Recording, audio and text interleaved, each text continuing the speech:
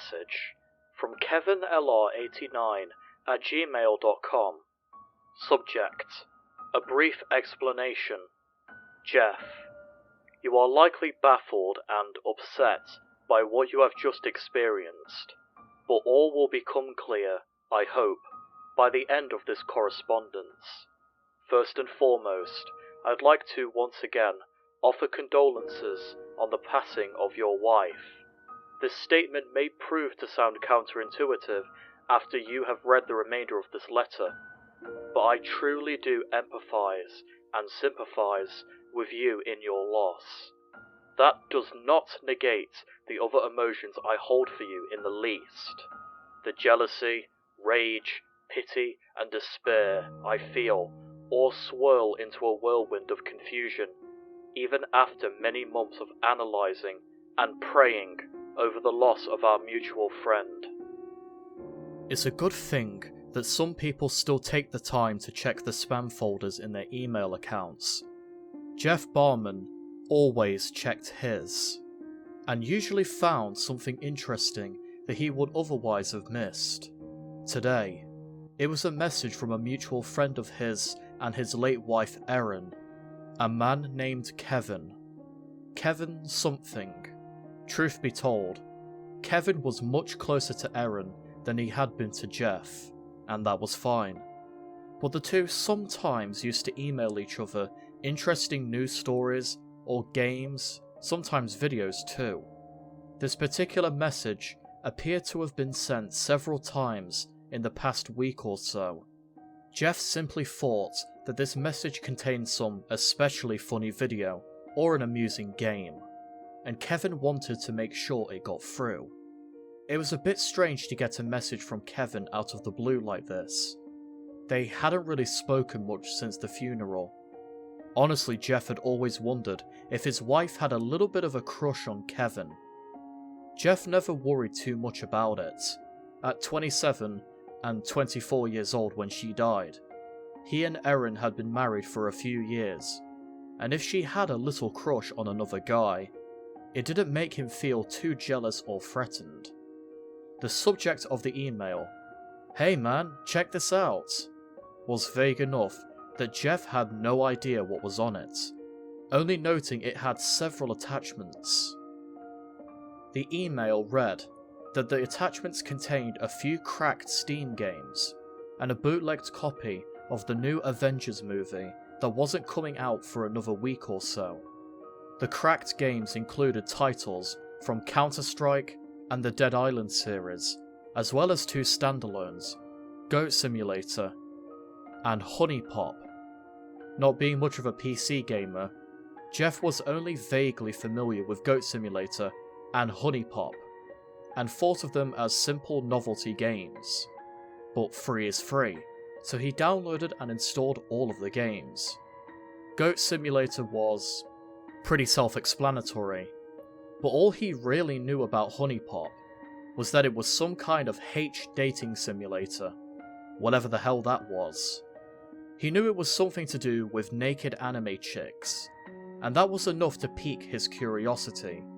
So after a quick glance into the life of an adventurous goat, he started up a game with the naked chicks, intending to play for a bit, before watching the unreleased Avengers sequel, Forbidden Fruit, as they say. HuniePop started with a jaunty tune and the image of a harem's worth of busty western-looking anime girls. A promising start, although he and Erin had checked out a few hentai videos early into their marriage, one drunken night. Well, truth be told, only Jeff had been drunk. Erin had mostly giggled and made fun of the inane plots and ludicrously proportioned women. Jeff played along, too embarrassed to admit that he thought the flick was actually pretty hot.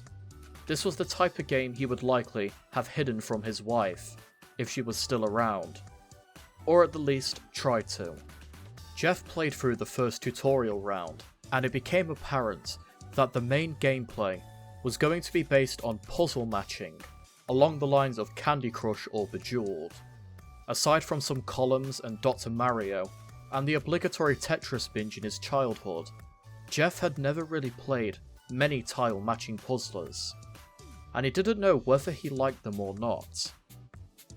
As he continued to play through the dates in HuniePop, it became apparent that he did in fact like this style of game.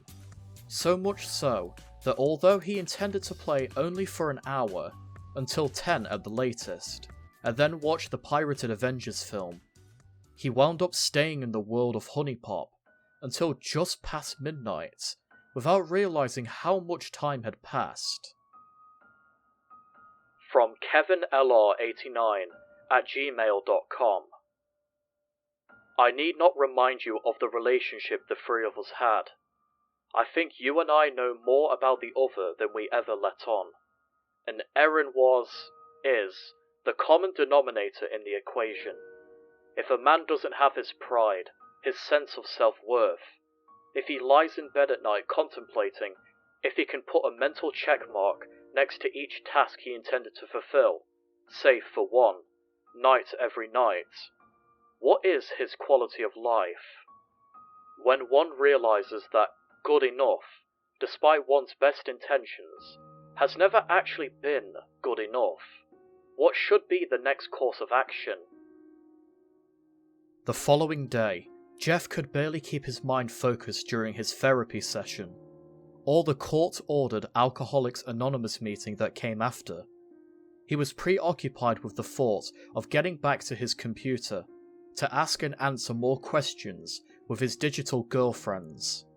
By the time it came to hold hands and recite the Lord's Prayer at the end of the AA meeting, he was ruminating over what drinks to buy each of his eager, sex-deprived lady friends when he met them at the bar.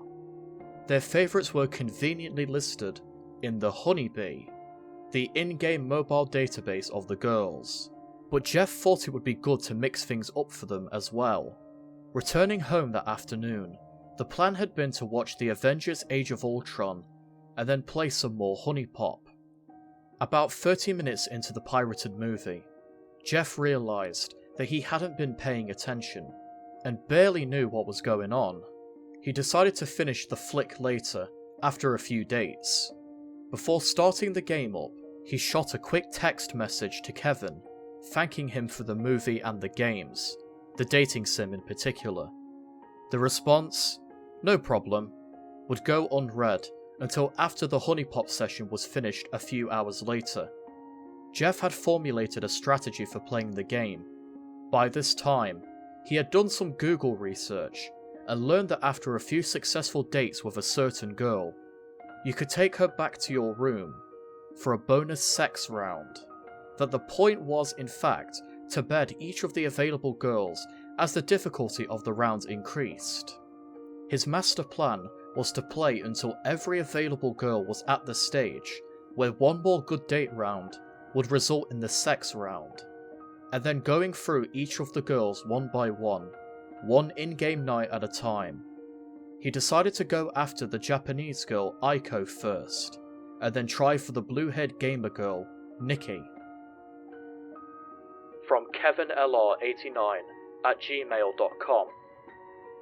It may seem odd to you to be spoken to about pride from a man who was your late wife's paramour in the final year of her life. I imagine this information comes to you as a minor shock. I'd be surprised if you didn't at least suspect that Erin wasn't being entirely faithful to you. But I bet on some level you were certain. Young married couples rarely last these days, all things considered. You are fairly lucky as cuckolds go. I'm clean and discreet. At heart, I'm a good guy, and despite the fact we haven't known each other for very long, I'd like to think you're probably not too bad either, otherwise Erin wouldn't have felt it necessary to keep you in her life. But it could have just been guilt. I wonder at this point if you even put any of the pieces together. I'm sure you remember the date. As far as the game is concerned, the name of the month doesn't matter. But it was a Thursday. Thursday the 9th. Did that mean anything to you? For the past year, your wife and I have been in what I would call a wonderful, albeit abnormal, relationship.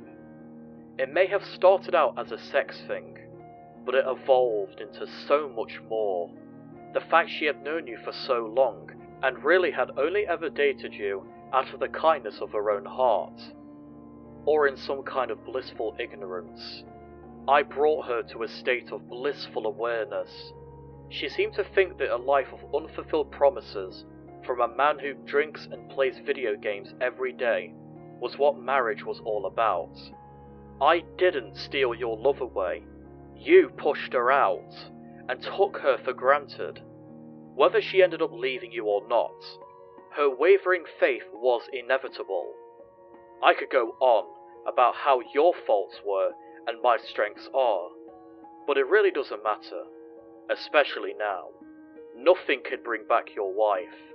I know that you suffered through this. How could you not? But that isn't enough. I'm not talking about justice or revenge or anything that dramatic. I'm talking about evening up a little bit. The night she lost her life. The night you were drinking. You remember that? I do volunteer work sometimes. That my main job is driving ambulances and emergency response vehicles. You know, I was one of the first responders on the scene. Not that it made any difference. Part of the game involves talking with each of the player's potential mates, asking and answering questions to earn honey, one of the game's form of currency, the other being called money. The questions the player may ask range from inane, "What's your favourite colour?" to the keystone of every successful relationship, "What cup size are you rocking?" Remembering the answers each girl gives to these questions helps the player earn more honey. Players are also periodically asked questions by the girls, requiring them to recall the information given in an earlier conversation, or just look up the answers online, or wishing to hear his or her response to a hypothetical or personal question. Things like, "What would you do if you found someone's wallet on the street?" Or, "How many girls are you seeing right now?" Sometimes, Jeff found the questions to be fun, other times annoying, and sometimes just bizarre. From time to time, the game seemed to glitch on certain questions to ask or answer. The words would display on the screen, but there was no voiceover. This typically happened on what Jeff felt were the stranger questions.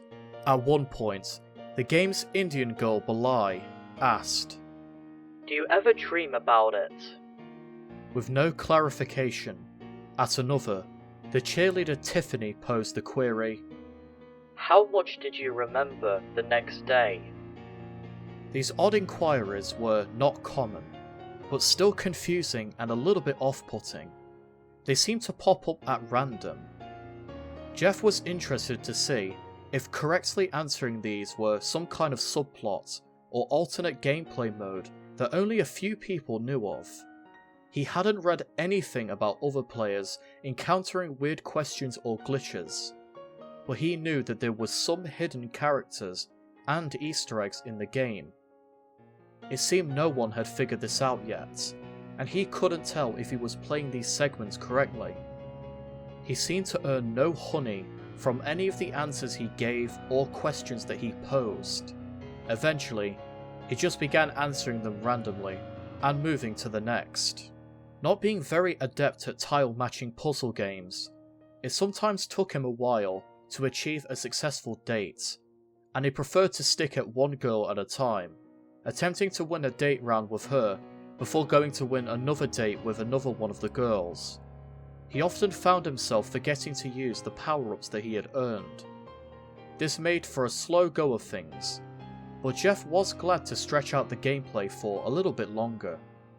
At certain points in the gameplay, an unknown new girl would show up in the selection menu, usually in the evening or nighttime. Her picture was always greyed out, but she wasn't listed as being asleep. Jeff thought that this must be one of the unlockable characters in the game, and he needed to do some kind of action at a certain time or place to get the opportunity to meet this girl. Whenever this girl could show up in the Honeybee, he would attempt to give certain items to whichever girl he was with, to see if this would help unlock the hidden character. This never worked. And he went to visit another girl, or went on a date. The mystery woman would be gone again. In some of the early research that Jeffrey did in the game, he read something about the unlockable girls being a cat girl and some kind of alien woman.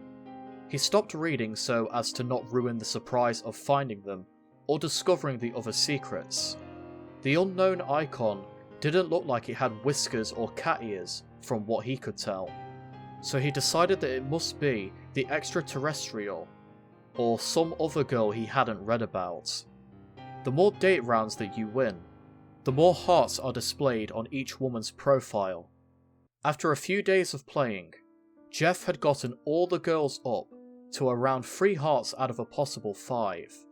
Though when a girl has 4 hearts, it is possible to take her to bed after a date at night. The plan was to keep going on daytime dates, had all 5 hearts filled. Playing in this manner would make the experience last much longer. In the meantime, Jeff Barman had started an additional save file on the game to attempt meeting the girls in a different order to see if it resulted in any changes in gameplay. There were no major differences of note, but this also served to extend the time that he spent playing. In both save files, he encountered a few of the uncharacteristic questions, some the same, and a few different. He came across one inquisition from Audrey, the mega bitch character, that read, "What's the best part?" with 3 choices of answers. No in-laws at Christmas, the bed all to myself, and no nagging about booze and dope. This question was the one that struck Jeff rather sharply, as they seemed to relate to bachelorhood, which he recently had somewhat thrusted upon him. But at least this question appeared to have some relation to the game, as the Audrey character openly uses illegal drugs, and one of the answers did mention them. Jeff chose the third option, and the reply came up. "At least you're honest, you son of a bitch." From KevinLR89@gmail.com. By the time anybody noticed the tyre tracks leading into the woods, it was already after 9 AM. You were hours into a blackout sleep, and she had long since bled out, already starting to stiffen up. They think you wrapped around that maple tree around 3 or so, leaving plenty of time for your lovely wife to scream at you to wake up, grope fruitlessly for her cell phone, shout for help into the night, and claw for the release on her seatbelt until her nails bent back and snapped away from the quick. I bet you were snoring. She said that you snored like a boar when you were drunk. You got to sleep and dream away the wee hours of the morning, with barely more than a concussion. Erin? She didn't get that luxury. She was awake and aware until the last stages of hypovolemic shock started. Pinned in the passenger seat with a kinked spinal cord, she got to watch the sun rise while her severed but pinched femoral artery trickled until she was cold and blue. There was something else that never got into the report, that you never heard about. She had enough room to move her left arm a little, enough to reach a few things like the still functional car lighter and a few things in the center console. One of these things was one of your hidden joints. She once told me that 2 of the 3 times she tried smoking pot a few years ago turned out awful. The other got her pretty relaxed. I guess at one point she decided you weren't going to wake up, and there was no help coming. So she lit it up and took a few drags. We found the roach stuck to her shirt in a congealed stream of blood and vomit. I can only hope that it eased her last moments on this planet. At last, the time came where Jeff could begin taking his digital girlfriends on night dates, and hopefully getting the bonus sex rounds. As silly as it may have sounded to others, Jeff had, knowing he had a night off to play the game, picked up a bottle of Chivas Regal Scotch for the occasion. Before the car accident, it wasn't uncommon for him to have a few drinks and play some video games, and since the publicity of the wreck and the general knowledge in the community that he had been attending 12-step meetings, he tried to keep his drinking more hidden than ever. He had driven about 40 miles out of his way to hit a liquor store where he and his car wouldn't be recognised. The save file he loaded started him out on a morning, and he set out to chat with some of the girls before taking the Asian girl Aiko on a date at night. Twice when he was talking to different women before the dating began, he was met with a question screen with no real text on it, just a series of ellipses and the girls making their disappointed faces. He thought he must have done something wrong in playing the game up to that point, but it didn't seem to be affecting the main flow of things. He just hoped that it wouldn't affect the other dates. In-game evening turned to night, and he met up with Aiko at the bar and lounge stage.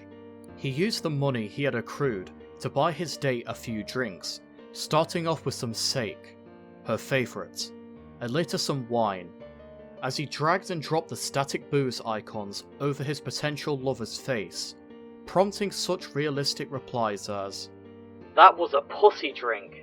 Hit me with something stronger." Jeff poured himself a neat scotch and gulped the smooth amber depressant. After a bit of schmoozing, Jeff asked the Japanese college professor out on a date. The puzzle round at Vinny's restaurant went very well, and Jeff got the required score to win using 17 of his 20 allotted moves, resulting in Aiko making the offer to "Come over tonight for a private lesson." Jeff would not have refused the offer even if he had been given the chance to. For a few seconds between the date round fading out and the bedroom fading in, a corrupted image appeared on the screen and flickered before the bedroom/sex bonus round started.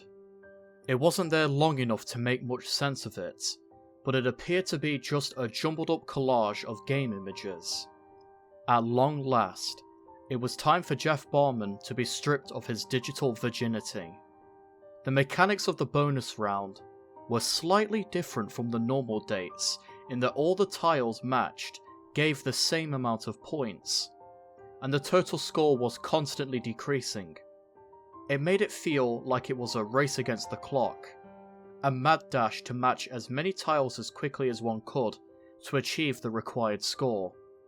Jeff, playing with a mouse, was a bit hampered by having to click and drag the tiles where he wanted to place them, where a touchscreen would have been more optimal for speed. No matter, he was determined to max out the pleasure meter and win the bonus round. Jeff hadn't realised that as he was scanning the tile grid, trying to plan 2 and 3 moves ahead, he had begun to sweat and was biting his top lip with increasing ferocity. When he crested the halfway mark on his pleasure meter, he barely even noticed that the bra his inanimate computerized lover was wearing disintegrated, and her shiny high-definition breasts were on display. His tile matching became more frantic as Aiko's moans increased in frequency. Before he could fill the pleasure meter and bring climax to the oversexed professor, his monitor started flickering and glitching. Before he could register what was happening, the screen had gone black. From KevinLR89@gmail.com. Not sure if you knew about this, but it also looked like she used the car lighter to try and ignite some papers and the owner's manual. We found a few burned up napkins and the owner's booklet with singed corners a few feet away from the wreck. I guess she was trying to start a fire to raise some smoke to signal to anybody in the vicinity. It didn't work. She must have realized that starting a fire could have burned the three of you alive. You probably would have slept straight through it at that point. But she was still awake. Can you imagine the desperation, the loss of hope that would make a person even consider that?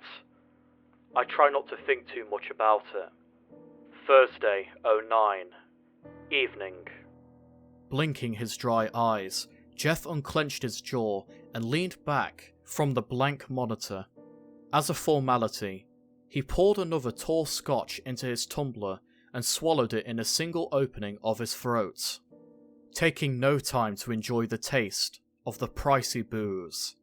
He hissed the burn out through his teeth, then assessed the situation. Before he was able to start clicking around to test the computer, the game returned to the screen. The date appeared in white text as usual, followed by an image that was familiar, but also unique. What Jeff saw was a new girl, one he hadn't encountered or even seen pictures of before. She was standing in the park at night, looking downtrodden. She was built differently than any of the other girls in the game. She looked overweight, dumpy even, wearing jeans and a black t-shirt with a Judas Priest logo. This detail is what struck Jeff. A plain black Judas Priest shirt, pretty much identical to the one that his wife owned. It was at this point that he glanced down to the lower left corner of the screen and saw the icon of the unknown girl. He had noticed that this was the same one that was greyed out while he was playing. She was now in colour and had a name. Erin. Shock is a word that gets used a lot in daily conversation, but it is the most appropriate word for Jeff's reaction to seeing a Japanese anime interpretation of his dead spouse in an adult puzzle dating simulator. He couldn't find his breath for several seconds, and there was an icy sensation of pins and needles blooming steadily from just under his sternum. He gaped at the unhappy-looking cartoon woman on the screen, noticing her bright emerald green eyes, a shade of contact lenses that Erin sometimes wore, her deep violet hair, the colour she had dyed it on New Year's Eve, 3 years ago. The colour that she always said, only half-jokingly, that she wanted to have it dyed permanently. The physique that he initially noticed as being dumpy was in fact a fairly accurate reflection of the way Erin had looked for the final few years of her life. Following a series of surgeries, she had put on quite a bit of weight, and was never able to lose most of it. He was glazing at, all things considered, as accurate a representation of her as he could possibly expect. But why? After finally regaining some of his senses, Jeffrey had another drink, this time foregoing the glass in favour of sloppily kissing the glass rim of the bottle. The cold sensation in his insides began to abate a little, and he started looking at the rest of the game's screen. He made note that all the normal game menus were listed, but not all of them were functional. Many of the buttons did nothing when clicked. The heart meter was empty, as were the hunger and intoxication meters.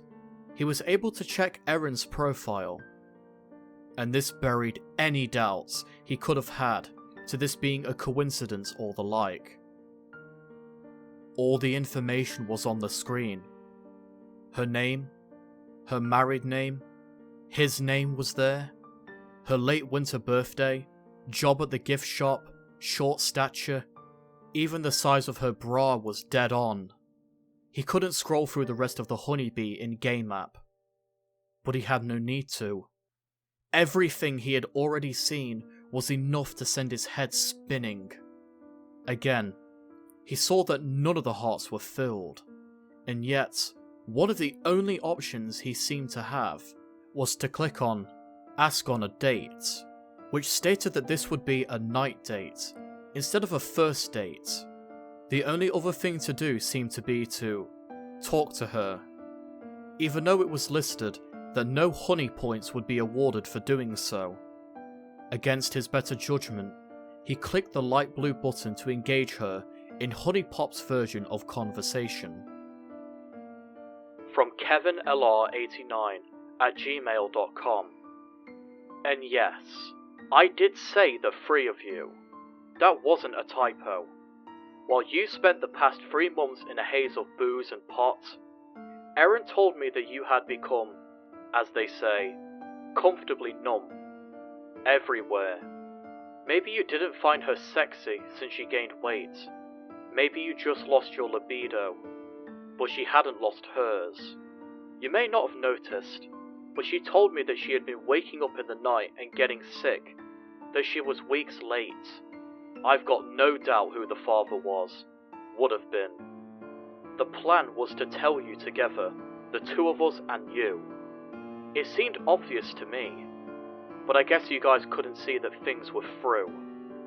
Although she told me about your problems in bed, she also once mentioned you still had a fondness for the more animated girls.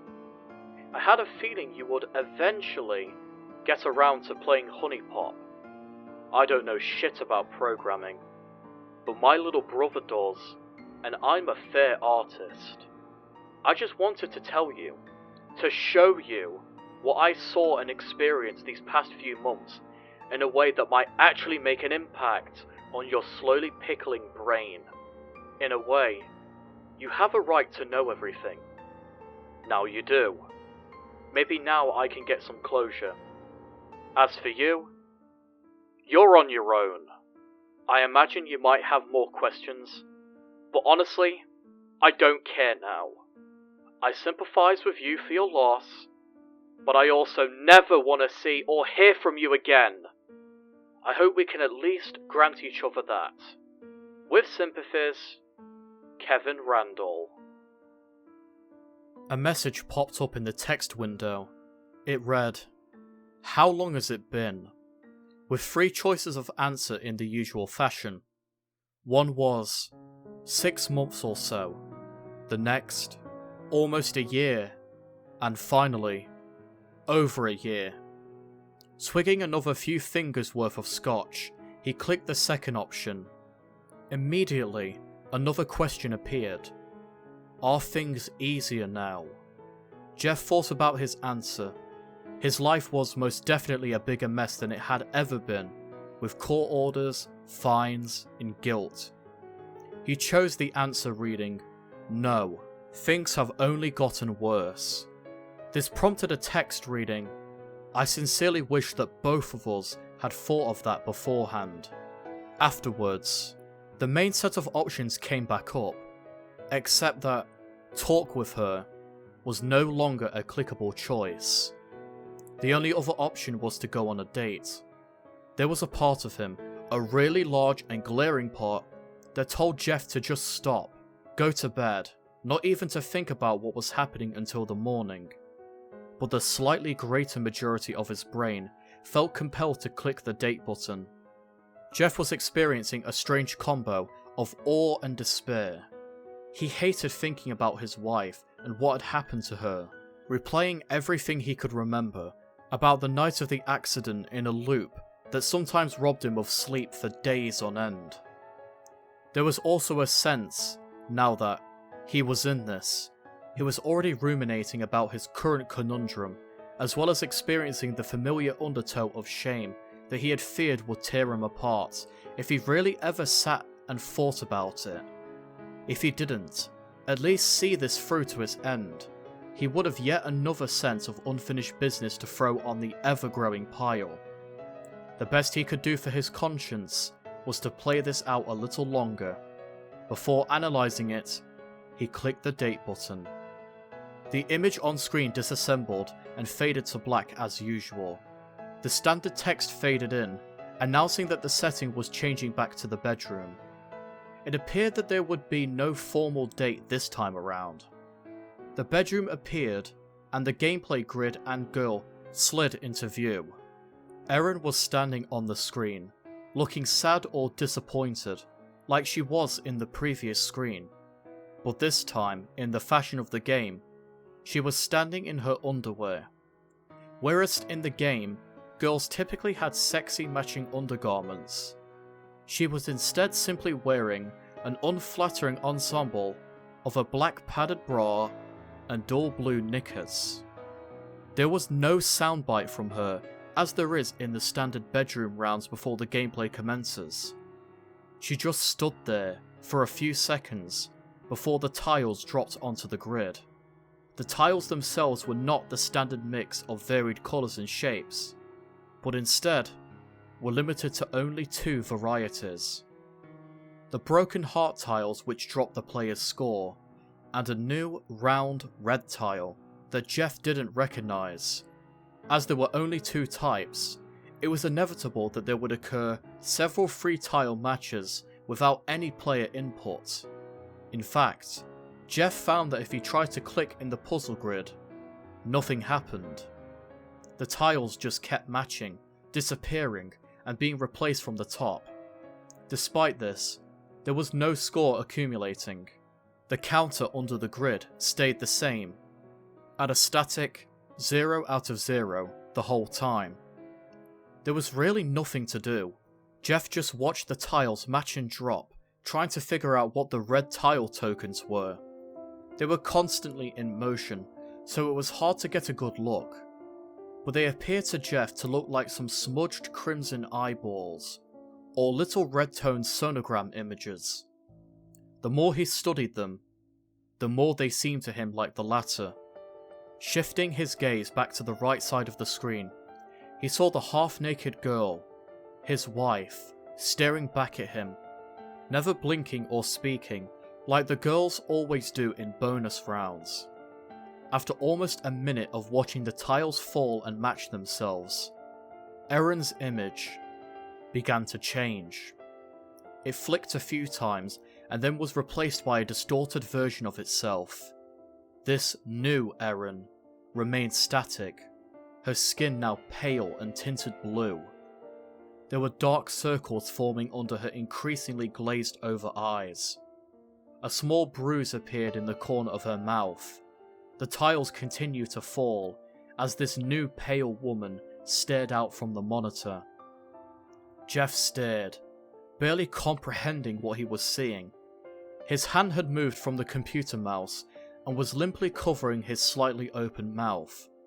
Almost before he could register what he was seeing, the image of his wife began to change again.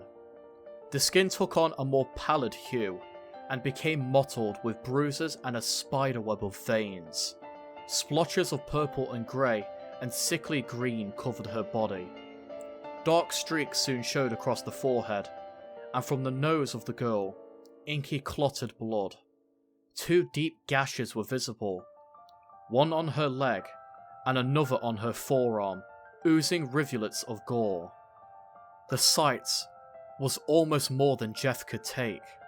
He hadn't been awake when the ambulance and police had shown up to the scene of the car accident that had taken Erin's life, but he was aware that she had lied there dead for several hours when he was passed out. The thought was something that he tried to push away from his brain every day, but now it was here, staring at him with glassy eyes. He closed his eyes tightly, and a tear ran from between the lids down the crease of his nostril.